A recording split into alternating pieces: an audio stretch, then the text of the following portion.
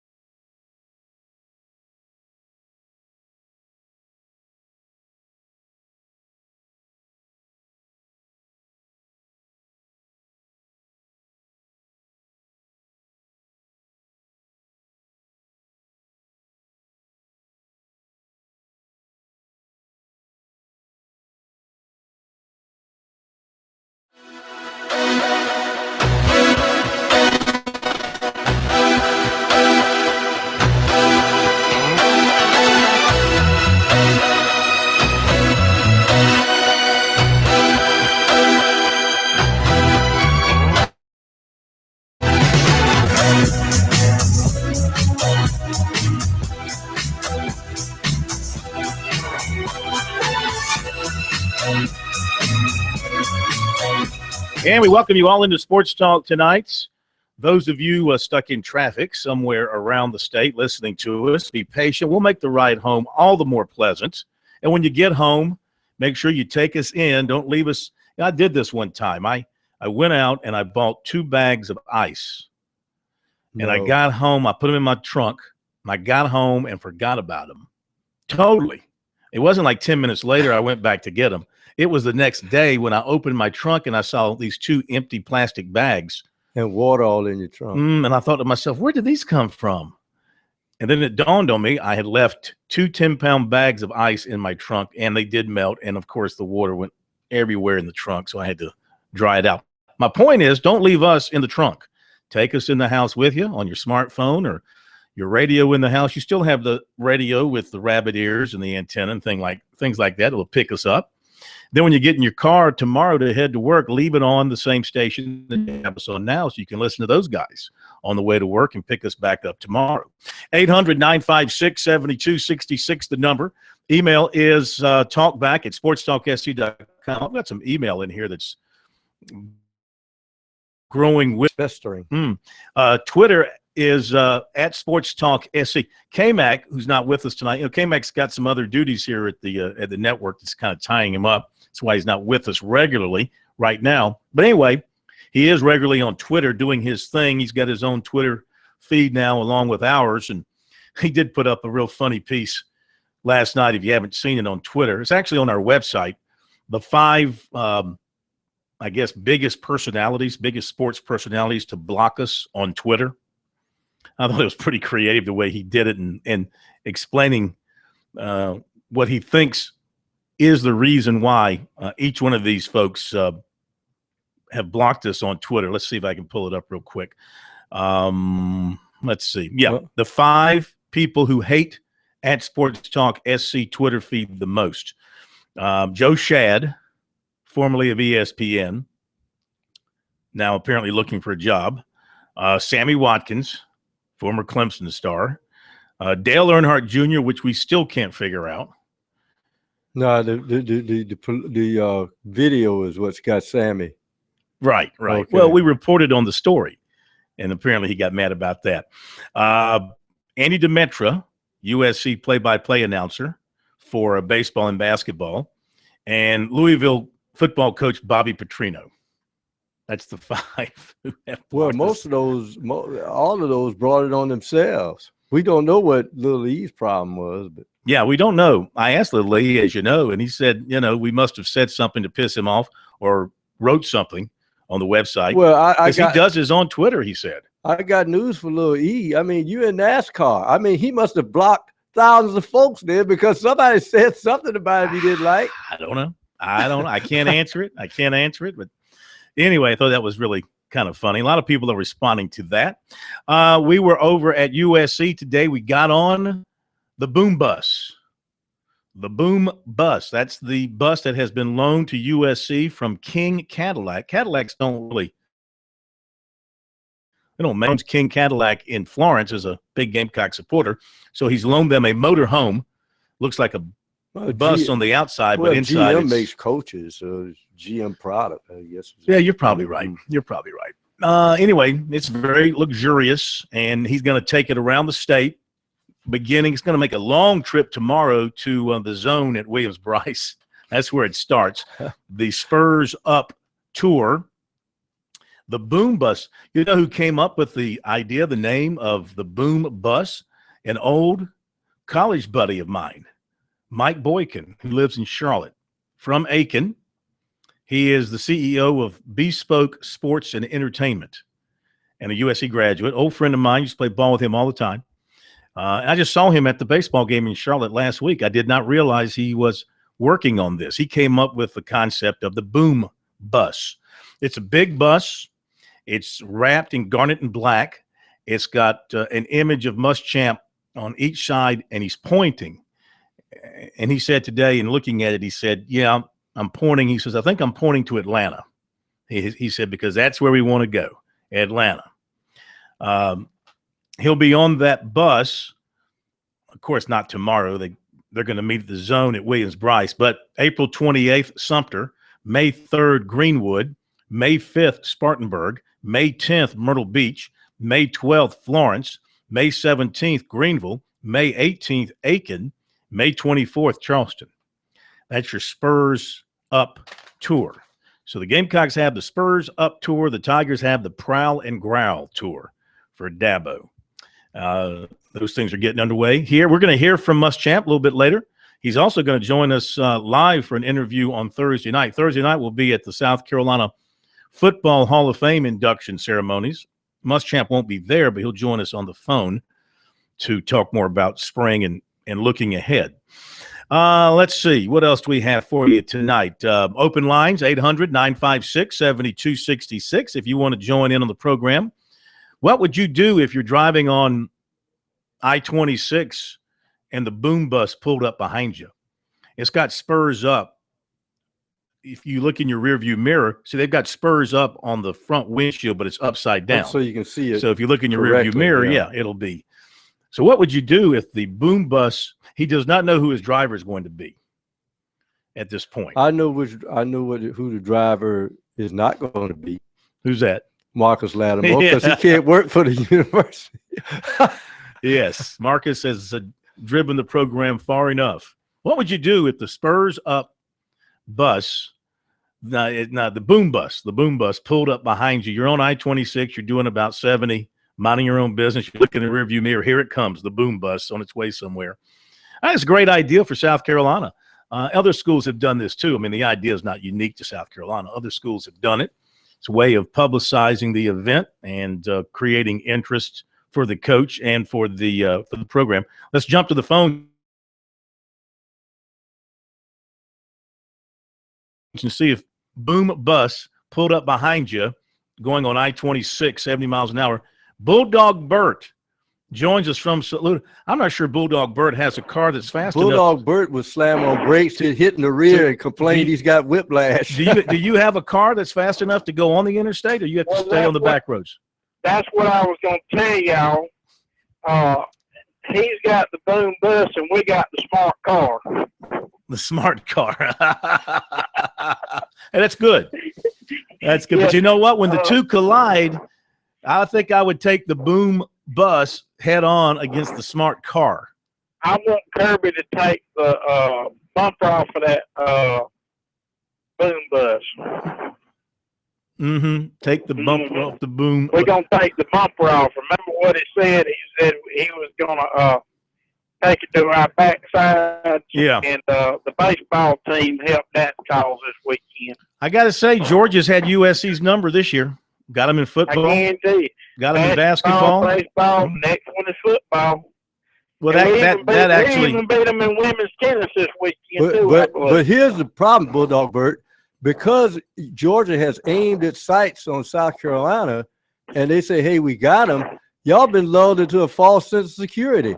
You thought your team was going to just roll into Atlanta, and then Alabama rolled in there, whoa, and then suddenly the brakes just stopped right there.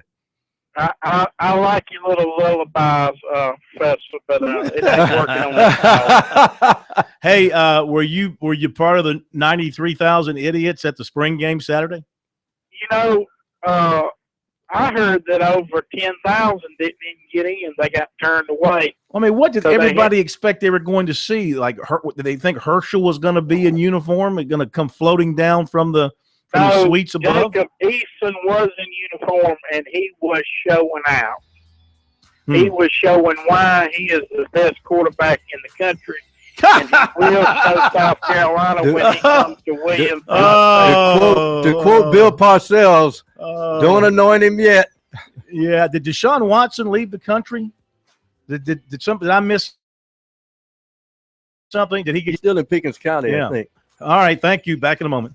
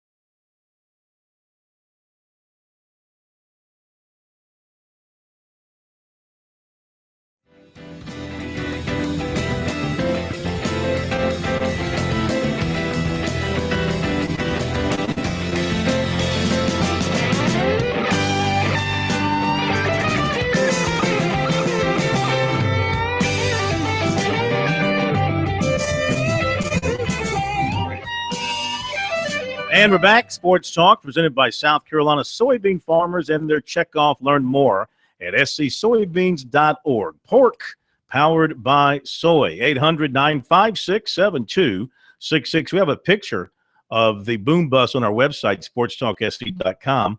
If you haven't seen it, it's a good-looking bus, nicely wrapped.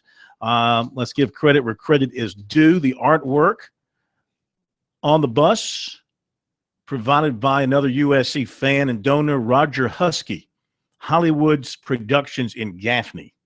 Reamer King of King Cadillac is the guy that loaned the motor coach to USC. So now what do? They have that artwork is computer generated and it's printed on some kind of latex or something. You stretch it over the frame of the bus. Is that how they do it? You're asking the wrong cat. It fascinates me how they do that stuff now. Mm-hmm. All right, back to the phones. 800-956-7266. And in Gaffney we go, and it's Tim joining us next here on Sports Talk. Do you know Mr. Husky of Hollywood's Productions? Mr. Tim? I know of them, but I don't know them personally, I guess. Okay. How are you? I'm doing good. How about you guys? Good. I got a couple of questions. The first one, and then I'll ask both of them and let you guys answer. The first one, I know I called in about maybe 6 weeks ago about the 5A high school playoffs, and they said that had not been finalized by the 5A classification yet, and I was wondering if y'all had heard anything about that, how the playoffs are going to be set up and how many teams are going to be in it. But my thing is, I want to talk about is the NCAA ruling on Marcus Lattimore. Mm-hmm. I'm from Gaffney, and if I'm not mistaken, Marcus Lattimore's breakout game was against us at even a 10th or a 9th grader. The actual starting running back at that time got hurt, and he 190-something yards or something against us. And I remember I was on the sidelines for that game, and after the game, I just walked out and congratulated him and with all of my Gaffney hat and everything. And he was just such a humble young man, even back then. That you could just tell, you could never go pull against someone like that. You could just tell that's the first time you ever spoke to him. And the NCAA, they seem like they're always doing the wrong things instead of the right things. If they want to actually come up with something that would do good, they ought to make every school get a kid like Marcus Lattimore to be part of their program one way or the other instead of getting rid of them. And I'll just hang up and let you guys comment on those.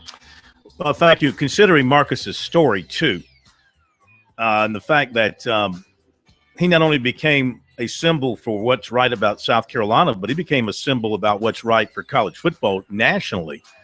You got to look at the bigger picture and what the person is about, I think, and look at each case individually instead of across the board. Back in a moment.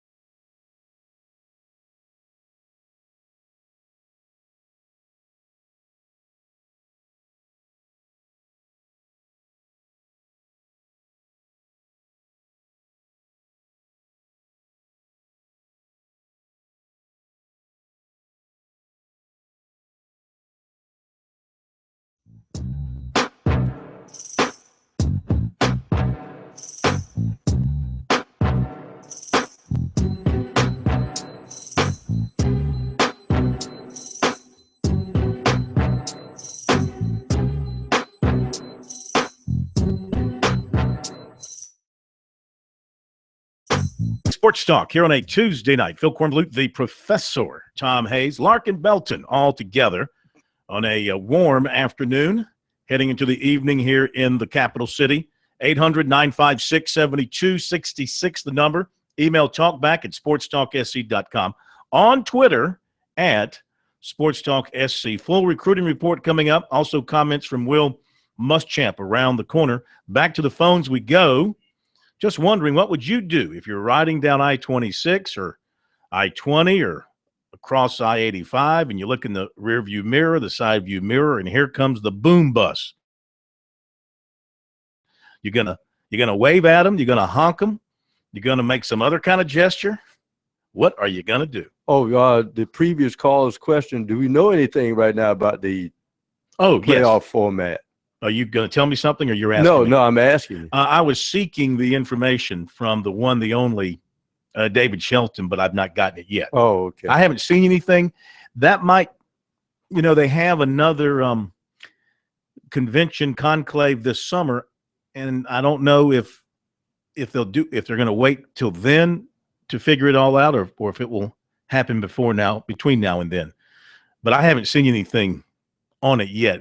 If we find out something, we'll let you know. All right, back to the phones. Lee in Columbia with us next. Hello, Lee. How are you? Hey, good evening, gentlemen. If I was to ride and see the boom bus coming, I would slow down very slow, take both hands off the steering wheel and give them a double bird. Oh, no. First of all, come on. You can't take your hands off the steering wheel. Very slow. Right, will slow down real slow and double it. And what if they, gave you a what's that called in NASCAR? A bump, draft, a bump. What's it called in the draft? Where you come up and hit the guy in the rear view in the rear and knock him out of the way. Bump draft. It's bump drafting. Yeah, just bump drafting. Somebody gave you a bump in the rear there. You go flying off the road. Yeah, then I'll call Bill Green. Get paid. There you go. Hey, guys. You got it all figured out. Yes, sir. Hey, Phil, do you know if the guys from Clemson that got kicked off the team, did they get their rings? Like Deion Kane and those guys. I know he's back on the team. I mean, like the kicker and stuff. They got the ACC rings. Do you know if they got them? That's a good question. You mean the ones that got? Let me think. Yeah, now. the three guys got sent home This is after the championship game. No, they got sent home before the championship game, didn't they? I thought it was before Oklahoma. Who got sent home prior to Oklahoma? Deion Kane, the tight end, I think, Lakem, the kicker. That was before. Yeah, I'm talking about before the ACC championship. Yeah, if they got their ranges, I know they weren't on. I can't answer the question. I mean, I would. Kane might have gotten his since he's still in the program. Right. The other ones, I can't answer that question. I don't know. Okay. Hey, last thing. One thing I noticed about Dabo, if you look at his roster, he has a bunch of ex-Clemson players. Son's playing for him. Perry Tuttle's son, Davis's two twins. He has Brian Dawkins' son. He has Frank Magwood's son. I'm like, gosh, he got all these I think it's Smith who played tight end, defensive end. He's got James Trapp's son. He's got, I think you mentioned Dawkins' son. Yeah. I mean, he's not shy about handing out scholarships to legacy players. It's called legacy recruit. Yeah. Some are good, some aren't. Some are just there to be to hold the dummies, and others will be. I think one of the Davis twins, I think they're twins, is coming on pretty well and starting to show up at linebacker. Well, they want most of those guys was on the special team. Mm-hmm. Dabo has to tighten up that special team in order to progress this year. Yeah, no question. They've got to do a better job defending the return on the kickoffs. Yeah. Well, how many starters do they use? Remember, Virginia Tech was notorious, and people thought Frank Beamer was crazy because he played a bunch of his starters on special teams. He said, "I got to stop people." That day. Mm-hmm. You guys, last thing, Curse doesn't have any speed, if you ask me. I looked at us in the combine. He's dropped probably being 5th or 6th round. Could be right. Yeah, he could be right. Come back to school. Thank you, guys. You have a good night. Thank you very much. Yeah, he kind of tailed off second half of the season. Curse did, and I don't know if he was thinking about the draft and protecting himself or what. But I mean, He does give you that unique body package, that tall, rangy safety. Does he want to play physical? Does he want to hit you? But I guess in the NFL back there, you better be able to. Speed has dropped off. That could be a concern to the NFL folks. Well, it's interesting. Probably that 40 time, while it's indicative of how a guy can run in a straight line, I've seen guys who run tremendous 40s. The instincts aren't good and whatever, and they're stuck in mud. When you see a guy slower than they are, but they're always around the football, always making plays. And so they come up with this term called, well, he has football speed. But what does that mean?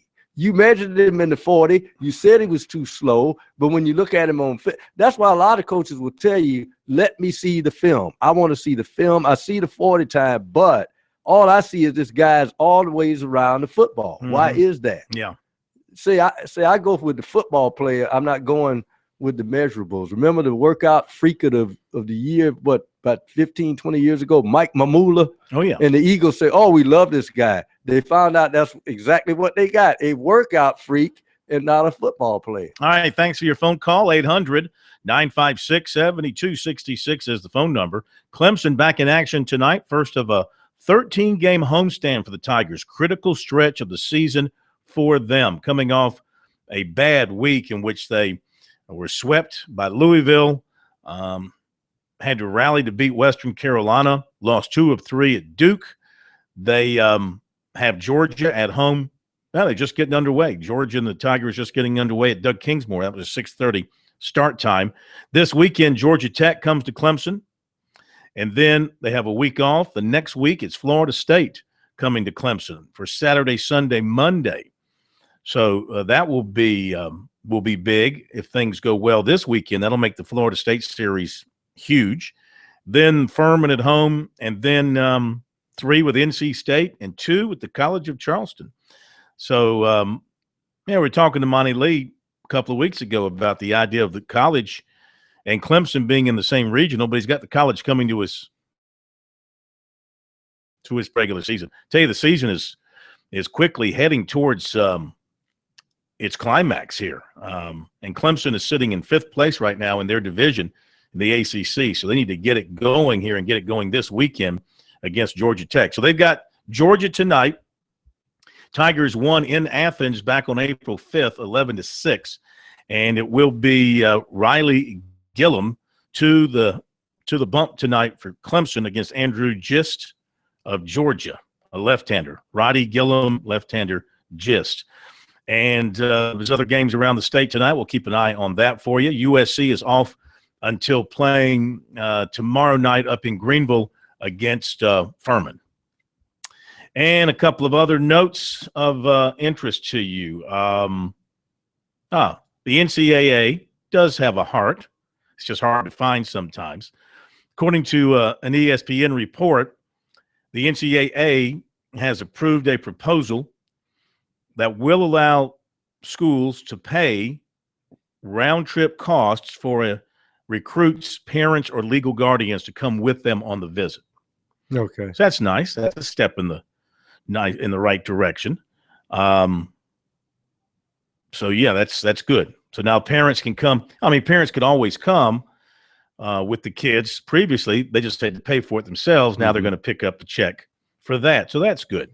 Also, the Big Ten and Fox, according to Sports Business Daily, Fox close to signing a deal that gives it half of the Big Ten's available media rights package. Deal terms still are flexible. However, the sides have agreed that will give Fox the rights to around 25 football games, 50 basketball games to carry on both of its channels in the fall of 2017. A 6-year deal, and Fox is going to spend about $250 million per year for that. We'll be right back. More sports talk coming up.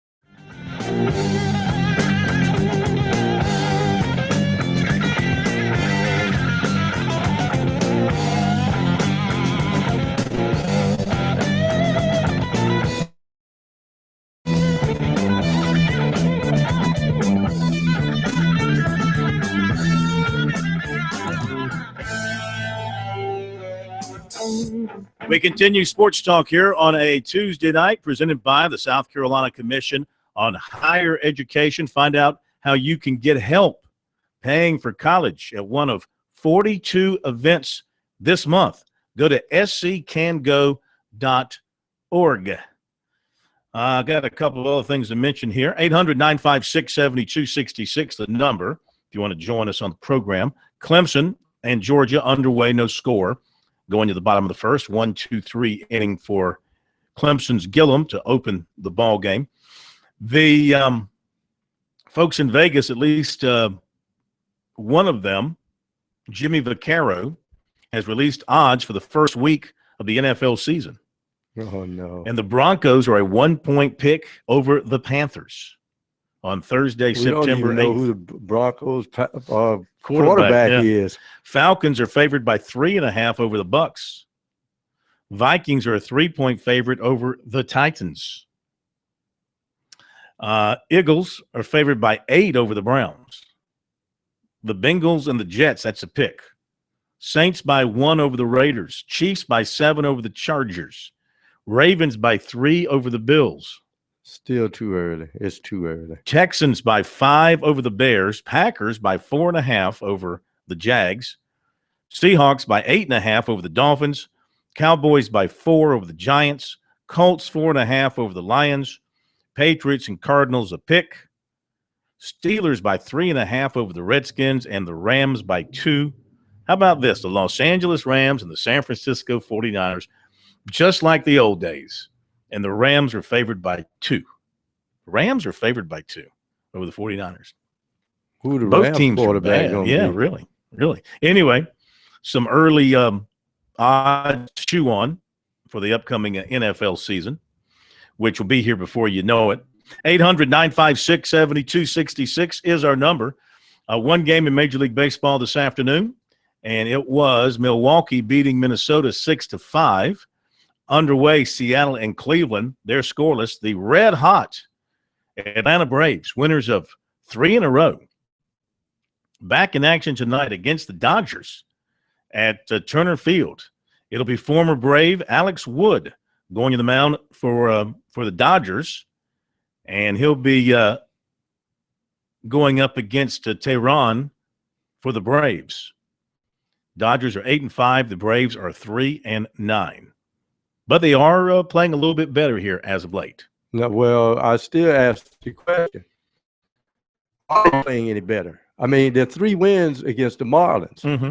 You look at who they started out with, the Nationals and the Cardinals. A few teams may have not gone 0-9, but they could have been 2-7 or whatever. They just started off with 2 buzzsaw teams against a team that really has to find themselves with this ragtag bunch they put together till they can get to 2017. In the NBA tonight, there are 2 games. It's Boston and Atlanta. Let's go C's. Atlanta leads that 1-0. Memphis at San Antonio. San Antonio up 1-0. The other night, by the way, the Celtics game, I know it would not have counted, but the play Marcus Smart made. Or to throw the ball. Well, to defend, to steal the ball, and with one hand, and then heave it, and you had to hold your breath there for a second because, it looked like it was heading towards the rim. Well, the light was already on. Yeah, but I mean, in that split second, like last night's game, it looked like Oklahoma City had pulled that game out. And, to the naked eye, it looked like he had gotten the stick back in before the lights went off, but then they slowed it down and had a still photo, and you saw the ball clearly in his hands. That's the beautiful thing about having that the red light on the backboard. Oh yeah, and they had a great view. They captured, I guess it was TBS last night, captured a great view of the ball in his hands and the light being on. What about watching the Rockets last night? No, they're a team that just wants to get the season over. But I mean, who would want Dwight Howard on their team? I mean, except for his the run to the finals with the Magic way back when, he's done nothing besides his own individual stats. The guy must just be a cancer in the locker room. He just from the Lakers to to the Rockets. There just doesn't seem to be any chemistry with him well, around him. The problem with him is he's let people affect his play. I remember all the years that people said Wilt was soft, and Wilt just let it roll off his back till he won a few championships. This guy seems, when somebody says something negative, he said, "Oh, well, and he just laughs it off, and I think it affects him. Yeah. All right, we'll be right back. Give you the recruiting report here on Sports Talk.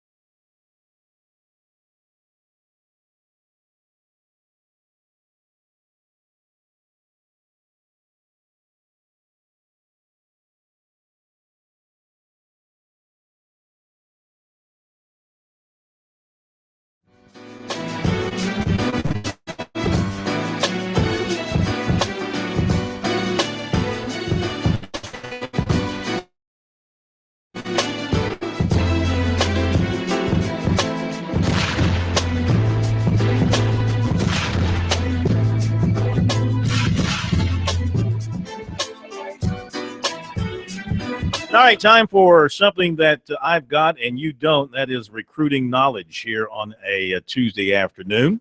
USC's going hard after defensive back Trey Shaw, 6 feet 180, Ellenwood, Georgia. They've worked their way into a good position with him at this point. Sought after as a corner and a nickel, but can also play safety, plus he's a running back in high school. He said USC's very interested in him. He's very interested in them. Thinks it's a great program. They're developing the team, the program in the right direction. And Travaris Robinson's recruiting him for USC, and he's told him he thinks he will fit in very well in their scheme. He likes Robinson and Muschamp, followed them when they were at Auburn. He was at USC spring game, actually came in the Friday before and stayed with former teammate Bryson Allen Williams, got a tour of the campus. North Carolina has been his only other visit this spring. He had hoped to visit NC State. That hasn't taken place. He's not visited Georgia or Georgia Tech recently. 26 offers and no short list. The ones he's most interested in at this point are USC, North Carolina, Auburn, Georgia, NC State, Michigan, Florida, Tennessee. Feels like USC and North Carolina are recruiting him the hardest. No timetable on decision. Defensive end Malik Herring of Forsyth, Georgia, not on commitment watch, though he put that on his Twitter feed last night. That was actually for a friend of his. He said he's not close on making a commitment, but he is favoring Clemson right now.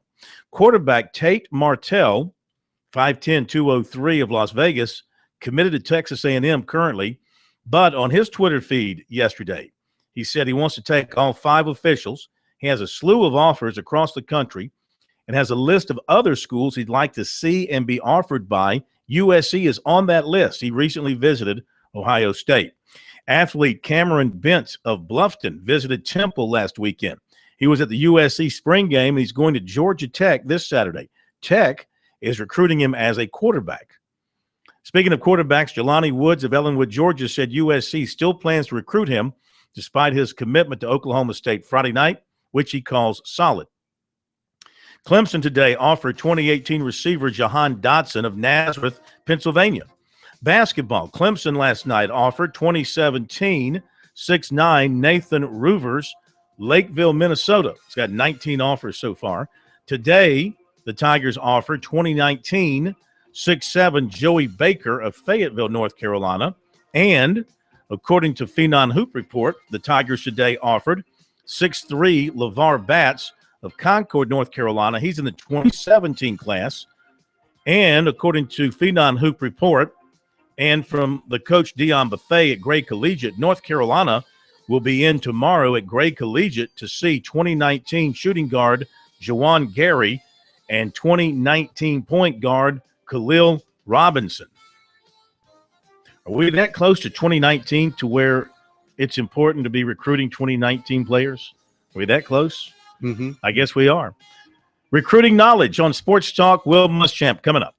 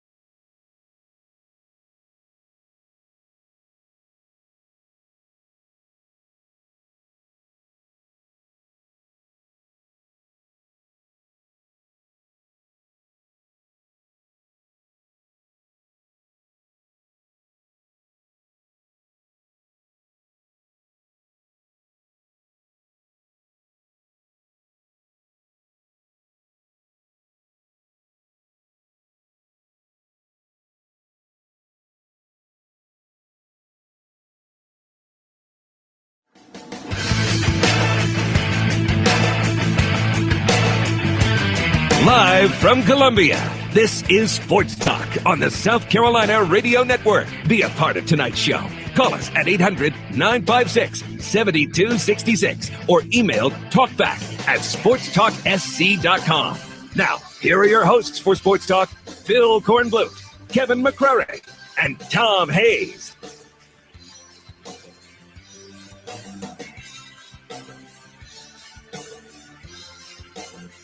And we're back, Sports Talk, South Carolina Radio Network on a Tuesday night. Coming up, Will Muschamp. Let you hear from the Gamecocks head football coach. We had a chance to join in with some other media folks in front of the boom bus parked outside Williams-Brice Stadium and chatted with him about that and about some other things with his football team. He talks about the thing that kind of flared up last week regarding the chaplain and things of that nature in his program. He talks about that, talks about Marcus Lattimore, talks about his football team, talks about tour. One thing that I'll say about Muschamp is he's not looking at this season as just a let's get through it, win 3 or 4 games, and try and build for the future kind of thing. He's got his mind set on winning right away at South Carolina. Now, he might have seen some things behind the closed doors of practice that he really likes about this team. He's just not saying it a whole lot out loud. Maybe he sees some things in Brandon McElwain, in particular at quarterback, that leads him to believe that this guy's going to be a heck of a player, is going to spark the offense. Maybe he sees an offensive line that's going to be pretty good. I saw Zach Bailey walking through the parking lot and said hello to him as I was going to my car. And, I mean, that cat looks good. I mean, he is trimmed down and muscled up. He looks really good. So, you know, I think his mindset is, you know, win right away, not wasting time trying to rebuild. I mean, rebuild while you're winning. Don't just go and take your lumps and call it a rebuilding situation. I know he's telling recruits the plan is to win right away. So I like that. I think that's a good approach and the right approach. And you'll hear that. I'm sure that's going to be the message or part of it that he's going to deliver to the Gamecock fans as he goes around the state. The thing is, he's playing with house money. We're a 3-9 team. And with that, you can fuel your team and then go under the radar. Mm-hmm. The real pressure this year is under a team that I think underachieved last year when everybody thought they were going to achieve last year. And now the bullseye is directly on their back.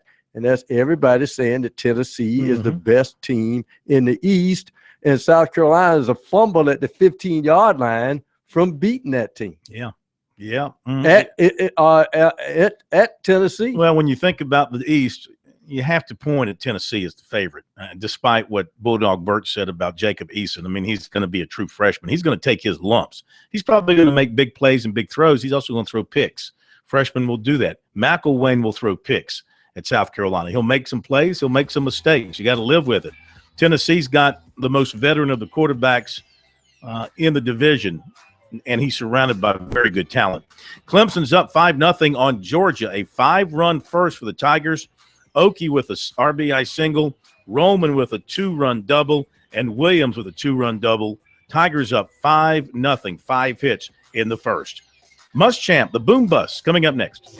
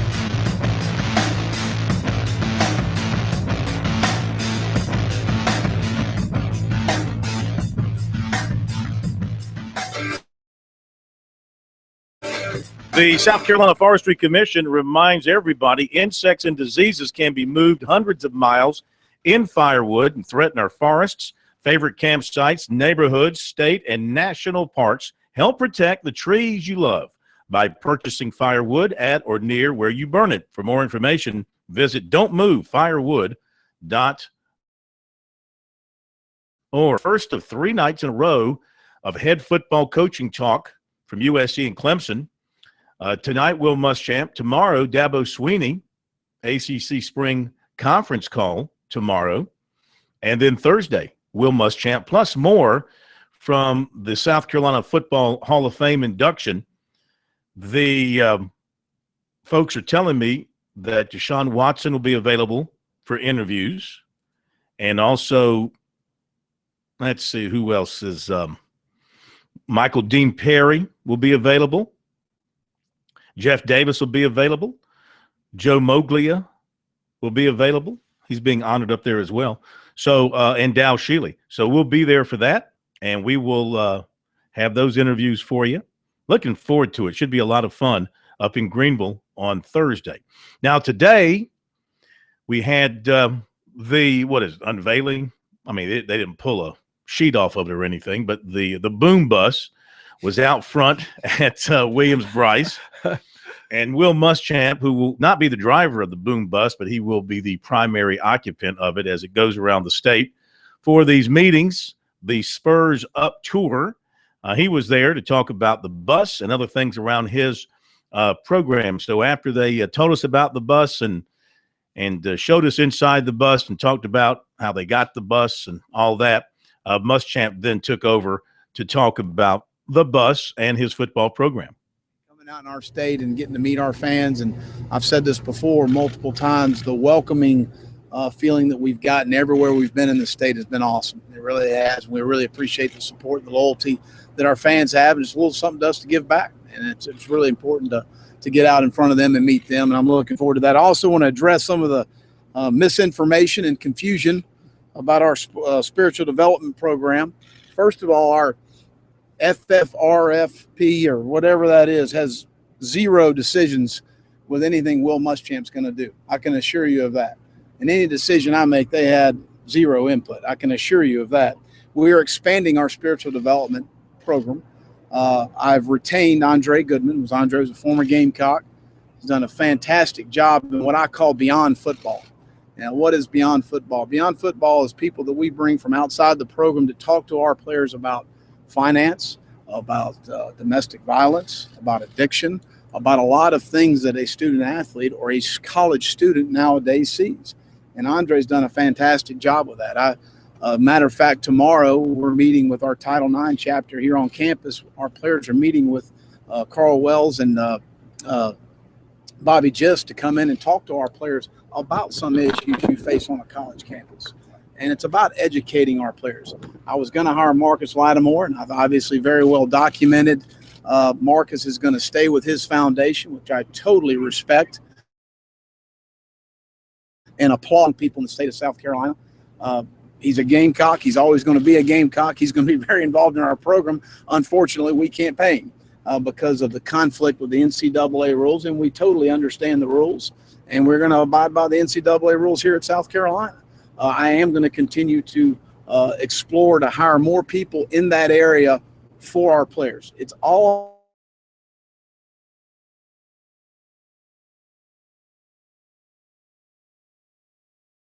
about the student athlete and best for the program moving forward. And those are the decisions that I've made. Sometimes whether it's a coach or it's a support staff member, a lot of those people were part of the best 3-year run in South Carolina history and have given an awful lot to the program.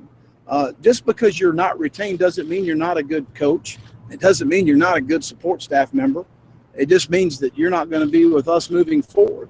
And again, every decision that I make within the organization is about the student athlete. It's about the spiritual development, the social development, the academic development, and the athletic development. And it's all about the student athletes for me. But I wanted to make sure I cleared up anything that was a lot of misinformation out there. I'm all I'm going to say about it. But exit interviews went really well. This position coaches and coordinators met with each of our guys on each side of the ball, and I met with every player on the team. 104 days till we report August 1st. It's a critical time for our football team to understand, to take ownership in what we need to do to be successful and to continue to progress. I had an occasional meal with our seniors last night. Just a really good, positive feeling about our football team right now. And we're at a good place. I open it up for any questions. Any more departures from the team after meeting? Not at this time. And we've discussed every player and everybody where they are going into fall camp, what our expectations are, what their expectations are. I think that the coach-player relationship's a two-way street. And I think sometimes, you got to be able to bend and give and take a little bit, and you got to be able to be very candidly honest, which I am, brutally honest at times, to tell a young man exactly where he is in the program and what does he need to do to be successful for us. And those are the type of conversations we've had the last week. Will, did you just not realize that the thing with Marcus would be a conflict when you first approached the idea of bringing him on staff? I didn't know the extent he was involved with this foundation. And so it's a little bit of a, it's obviously when you're benefiting student athletes and you're working for a university that is not compliant with NCAA rules. And our compliance people did an outstanding job of trying to present a situation. It is what it is. And it's unfortunate. It hurts Marcus because he loves South Carolina, but he also loves positively affecting the people around him. And he creates a lot of diversity for us in that role. And that's really what I'm looking for in talking to our players was more diversity in that role. We'll continue to do that, do what's best for our student athletes. That's the most important thing. Did you ever think you'd have your head on the side of the bus? No, I didn't. I'm trying to figure out what I'm pointing at, probably Atlanta, because that's where we're headed. So, but it's going to be a lot of fun. Would you use this when you can go on the road? Any thoughts about taking this as your mode of transportation around the state? No, I got to get around. I got to go fast. So we're trying to hit as many places as we can. I don't know how quickly this thing will go. I guess I can ask Mr. Reamer of that, but no, I got to hit it around pretty quick when we're recruiting. We can't use this in a recruiting. I don't think so. University did that a while back and got in a little trouble. So I don't know about that. I don't know all those rules. When I recruit on my own, and I recruit in my own car. Coach, what kind of impression do you hope this bus will help you make as you go on your first Gamecock tour? Well, again, there's a lot of positive things going on in the program right now, and so we're excited about where we are, but more than anything, where we're headed. And if this creates any more positive energy for our program, I'm all for it. As you go about the state, we start tomorrow night, what's going to be the message that you deliver to the fans? Well, I think more than anything to appreciate our fans. Our fans need to be appreciated, and I appreciate the support and the loyal support that I've watched from afar. And now being a Gamecock and watching the men's and women's basketball teams, been to a baseball game, to see the passionate and loyal support of our fans is awesome. To see how welcoming they've been for us, I want to be as welcoming to them. And I want our staff to be that way and be as accessible as we can be to them. That's very important to me, to paint a picture of kind of where we are and where we're headed with the program and to understand that, as I always say, it's what Coach Spurrier used to always say, you are what your record is. Right now we're 3-9, and we're going to battle out of it. It's not about how we got here or why we got here. That doesn't matter. It matters what we're doing to get out of the hole, and that's what we're going to do. Will Muschamp from earlier today, says the right things and certainly has his mindset in the right direction for the Gamecocks. He knows he's got a lot of work to do and a lot of building to do and a lot of talent to acquire to get them to the point where, like he said, that he's pointing towards Atlanta to get them back to Atlanta where they were in, 2010? Spurrier took him to the SEC championship game? I think it was. Yeah, yes. 2010. So, long way down that I-20 road to Atlanta for the South Carolina football team. But, like anywhere else, you keep working at it. You're diligent. You hold things together. You stay committed. They can get it done and get back there. We'll be back in a moment.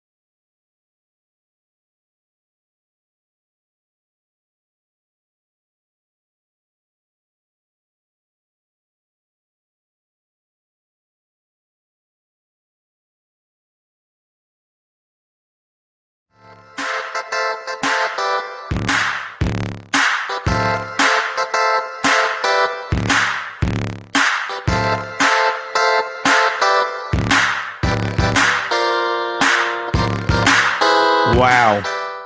Celtics are getting their collective clock cleaned right now. Unbelievable. They have played, it's coming up on 8 minutes of the first quarter. 8 minutes, folks. 8 minutes of an NBA quarter, and an NBA team, paid professionals, has 3 points. Well, but those 3 points. As I say, the NBA is all right. Make it 5. NBA is a game where you got to go 4 quarters. 24. I know. Really, is there anything in sports more meaningless than the first half of an NBA game? Maybe the first half of a NASCAR race. Unless you get taken out, unless you're in a wreck and it knocks you out, it becomes meaningful. But every NBA team goes on its run. 24-5 is the score. See, that was a bad Celtics shot. just look horrible. That was a bad shot. They just look horrible. Let's get you up on baseball. Clemson is cleaning Georgia's clock. It's 6-0 Tigers, bottom of the third. Beer, a single to right in the second for an RBI, made it 6-0 for the Tigers. So they are rolling. Let's see other baseball around the ACC. Virginia 6-1 on Radford. Wake Forest 9-4 over Appalachian. Kentucky leads Louisville 2-0. Coastal up on North Carolina 6-1. Whoa. Bottom of the third. Look out. Coastal's red hot. Liberty 3-2 over Duke. Mercer's beating Georgia Tech 5-3. East Carolina leads NC State 1-0. Notre Dame leads Michigan State 1-0. Florida State leads Stetson 7-1. Also tonight in the SEC, you've got Central Arkansas leading Vandy 1-0. You've got Auburn and Alabama State scoreless. Creighton and Arkansas scoreless. Jacksonville leading Florida 1-0. Middle Tennessee State and Tennessee, they're scoreless. Check out some other scores now involving state teams, and you've got Upstate leading Furman 6-0, and that's in the fourth inning. It's Winthrop leading Davidson 5-2 in the fourth, and Presbyterian over North Carolina A&T 7-2 in the fourth. And in the Southern Conference tonight, SoCon action. We've got the Citadel and Georgia Southern. Georgia Southern is up 4-2. That's in the fifth. And that's it. We're up to date on all the scores. Coastal Carolina getting it done in a big way. Coastal, I think, probably, didn't we say a couple of years ago they had a good, seemed like some good young players that they say were coming in, and now, they've really got that stadium as a dangerous weapon for themselves. So they may be hey, I wouldn't put it past them to make a threat to get to Omaha. A couple of other notes here I wanted to pass along to you. Ian Guerin down in Myrtle Beach, that South Carolina has offered the 7-1 center in the 2017 class at Socastee, Jason Cudd. He averaged 15 points and 8 rebounds per game. Jason Cudd, 7-1 center at Socastee. This, according to his coach to Ian, offered today by USC. Back in a moment.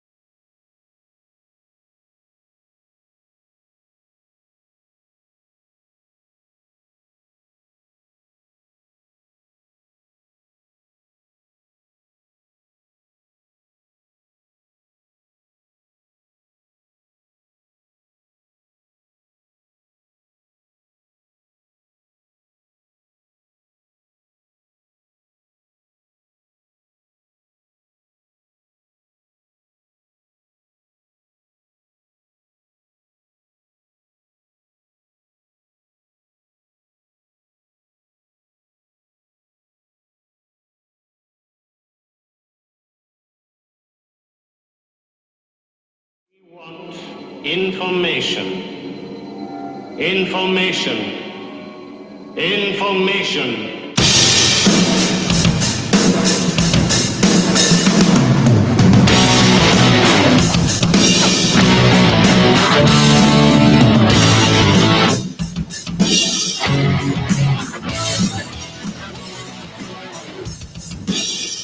All right, what do you think about what Muschamp had to say? Any thoughts on that? Feel free to join us, 800-956-7266. Email talkback@sportstalksc.com, on Twitter @sportstalksc. Don't forget, if you ever lose us over the airwaves, you can find us a couple of ways on our website, sportstalksc.com. You can hear us. You can also watch us with our nightly stream. So you can watch us in all our glory here in our beautiful Sports Talk Learfield studios. And, of course, if you miss a show, everything is archived with a YouTube video. You can go back and watch and listen to the program. And if you want to fast forward through something, or if you miss something, you want to back it up, you can do that as well. Great thing to have. Check it out on the website, sportstalksc.com. It is Tuesday night after a NASCAR weekend. Let's welcome in good friend Chip Weil, president of Darlington Raceway.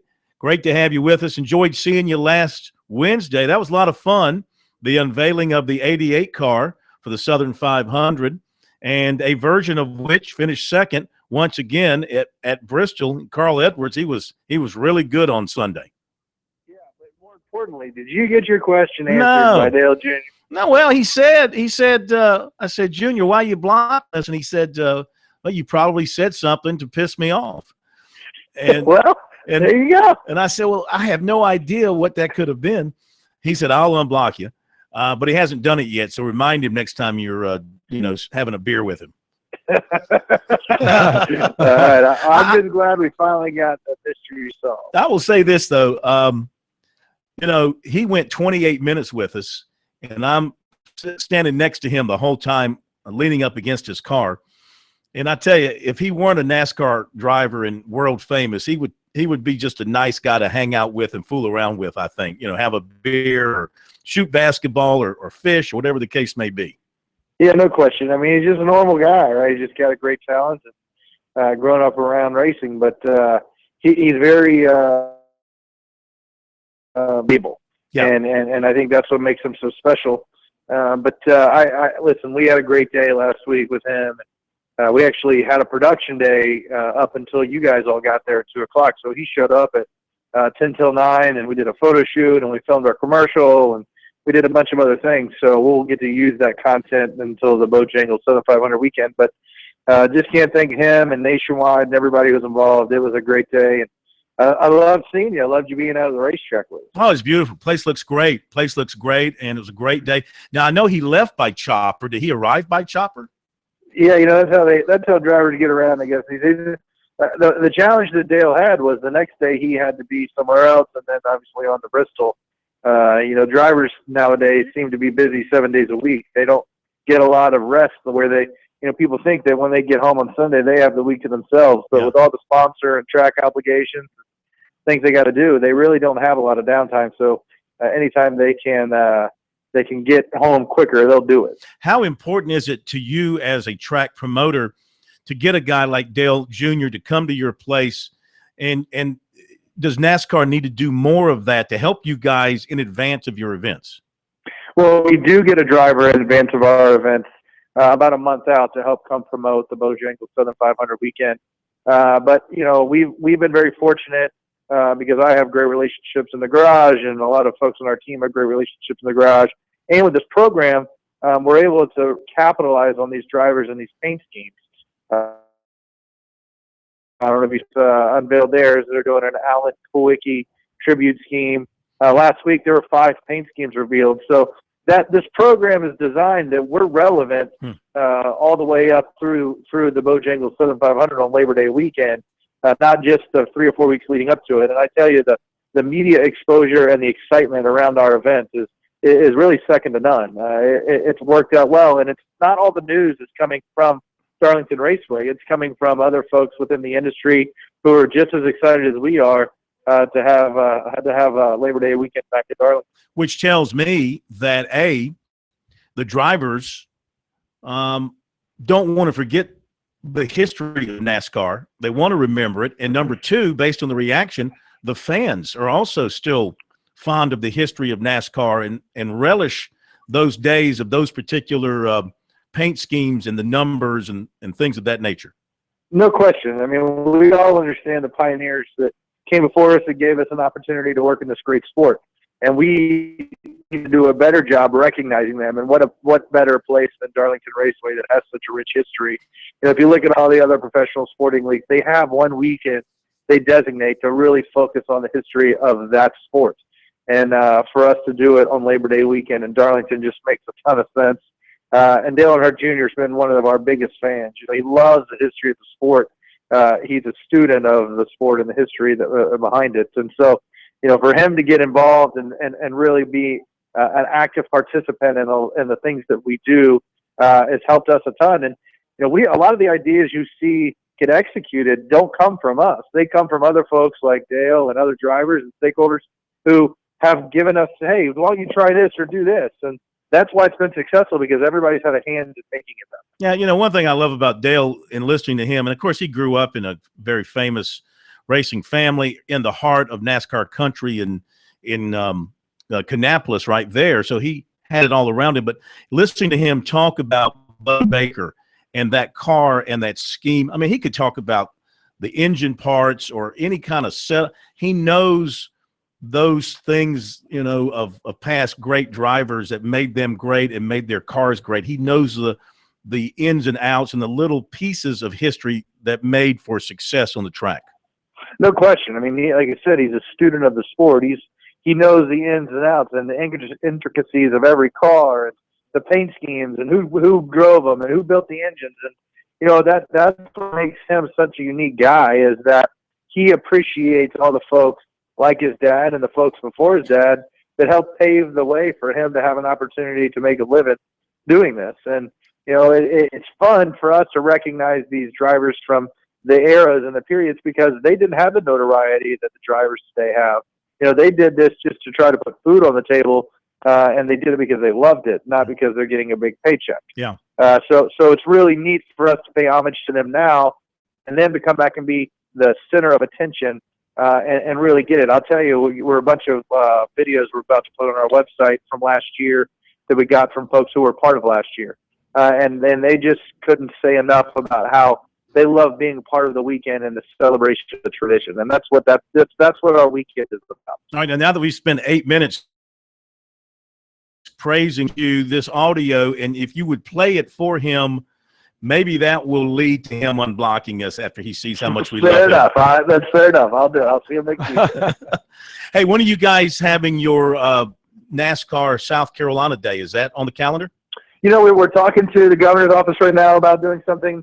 And then the Darlington Raceway Week, I think they're working on a resolution right now that'll obviously have to get through the Senate and the Congress. But we're looking forward to another great week at Darlington. It's going to be great. If I can feel the energy building, even bigger than last year, which is exciting. And you know, we've got more partners on board. It just seems like this year's going to be super special at our racetrack, and I'm so proud of the men and women that show up every day and go to work. Now, real quick, about 30 seconds, what do you think of the Bristol race? Yeah, I thought it was good. You know, I love that there were different names at the top of the leaderboard. Yeah. Obviously, Carl Edwards got the win, but you know, you got guys like Trevor Bayne who hasn't had a great season, finishes in the top 5, and that's what Bristol does. A lot of fun. Hey, great talking to you. Have a great week and a great weekend watching the racing at Richmond, and we'll talk to you next week. Thanks, Phil. See you, buddy. Thank you very much. Please get us unblocked. It's our one goal in life is to have Junior like us again. So you can do something and get him angry again so he can block you again. I do not. It had to be related. He's a big Gamecock fan, and it had to be related to that. I don't know. It was probably K-Mac probably said something or tweeted something. I certainly would not have done anything like that. It was probably K-Mac did it, and he's held it against us ever since. Okay. Thank you, Chip Weil. We appreciate it, and we'll be right back.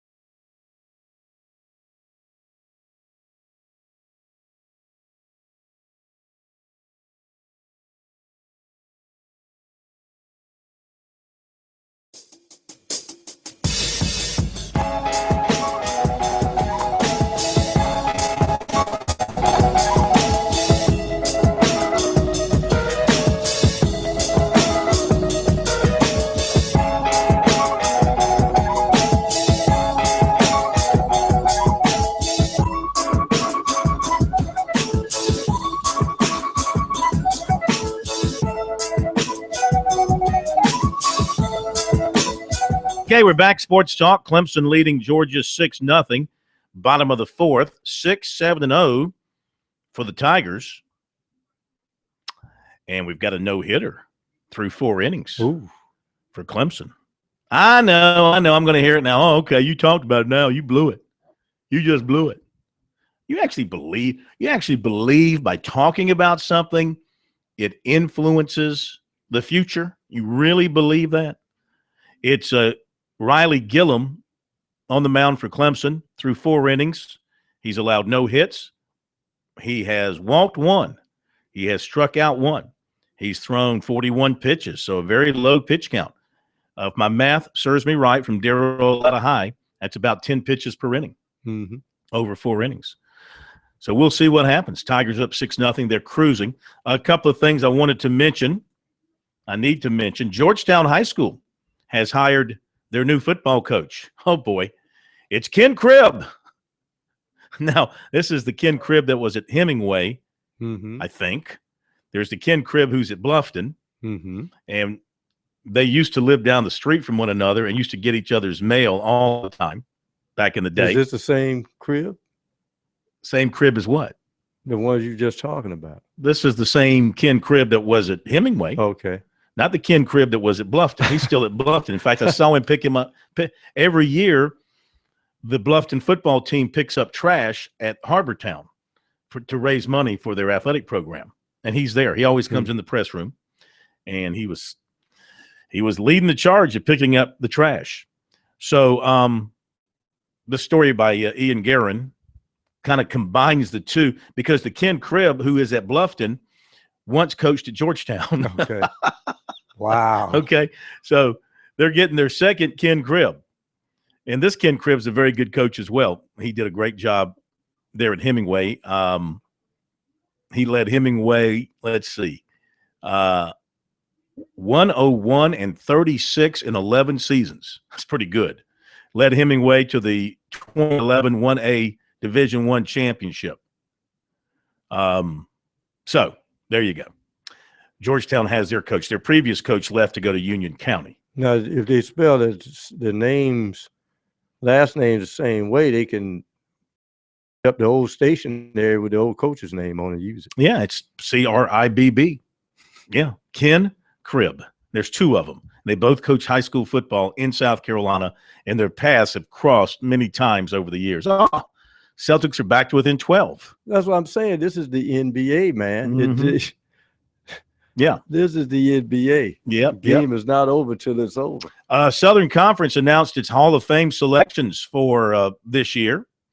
Going into their Hall of Fame from Greenwood are Monty Edwards at Appalachian State. From Furman, Brad Faxon. From Davidson, Stephen Curry. Okay. Didn't take long for him to get in. From East Tennessee State, Keith Mr. Jennings. Remember him. Oh, man. Was he not the player that led them to the win in the NCAA tournament that sort of set Les Robinson apart from other coaches at that level? Let me see.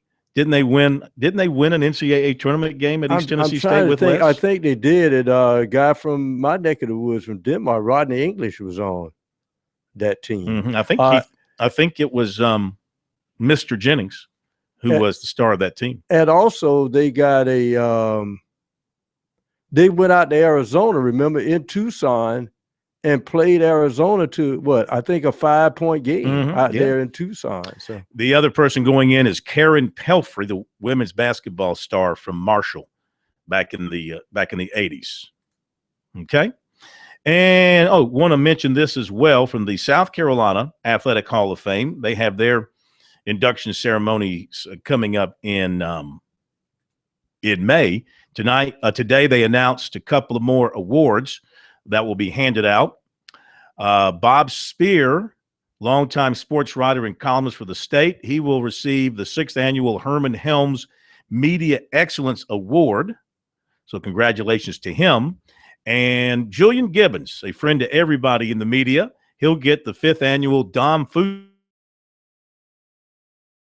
We congratulate those two.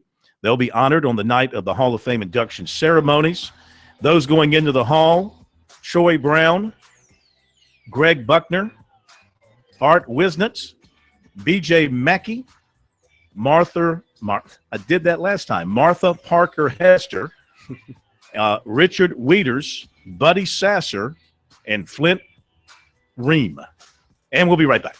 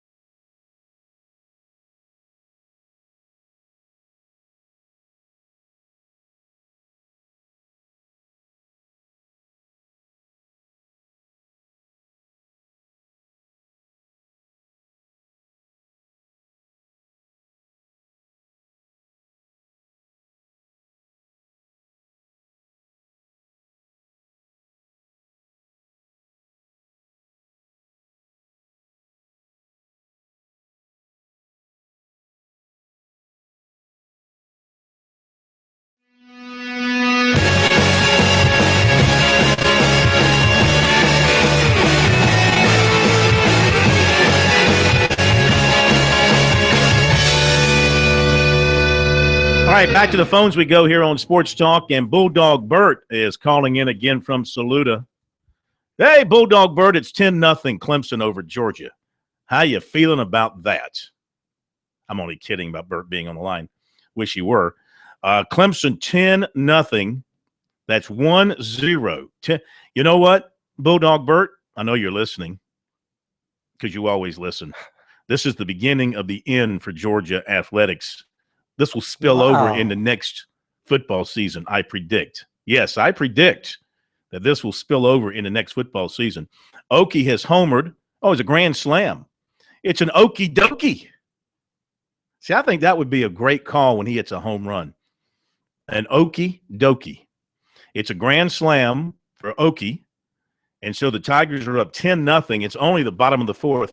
How ugly is Monty Lee going to make it against Georgia? Or should he call off the dogs? Got to get to 15. In his case, call off the Cats against the dogs. You got to get to 15. Got to get to 15. 10-8-0 for the Tigers, and the Bulldogs are being no-hit through 4 innings. Wow. That's just a complete embarrassment. This is embarrassing for Vince Dooley, for Dominique Wilkins, for Herschel. This is an embarrassment for the entire Georgia athletic program going back eons. Wow. This is an absolute beatdown like I've never seen before. Let's update some other baseball. How are the Braves doing, by the way? Still 2-0 in the 3rd inning. Who's way? Braves. Braves are winning. Mm-hmm. See, this is all of a sudden they've turned it around. Freddie said enough of this losing. Let's turn this thing around. What I don't see is Washington and St. Louis, which I'm trying to tell people, a lot of teams not going to beat those two. Kentucky still leads Louisville 2-1 in the 6th. Virginia 6-1 over Radford in the 5th. Wake Forest over Appalachian 9-6 in the 4th. Florida State 7-1 over Stetson in the 4th. Mercer and Georgia Tech 5-5 in the 4th. Coastal still leading North Carolina 6-1. That's in the 4th. Duke and Liberty 3-3 in the third. East Carolina leads NC State 3-0 in the second. Notre Dame over Michigan State 1-0. And that's the final. Notre Dame beat Michigan State 1-0. Dartmouth and Boston College scheduling conflict. They were supposed to play, apparently. They canceled it over a scheduling conflict. Interesting. Whatever that means. SEC, Central Arkansas leading Vanderbilt 3-0. That's in the fourth. Arkansas Creighton scoreless. Jacksonville leads Florida 1-0 in the second. Auburn over Alabama State 3-0 in the first. Middle Tennessee leads Tennessee 1-0 in the first. Some other scores from around the state. Upstate leading Furman 6-2 in the fifth. Winthrop over Davidson 9-2 in the fifth. And Presbyterian leading A&T 7-2 in the fourth. All right. Thank you, Larkin. Belton, fabulous job. Thank you, Pro. Thanks to all of you for being with us tonight. Thank you to our affiliates around the state. Have a great night, and we'll see you here tomorrow night. More great stuff on Sports Talk.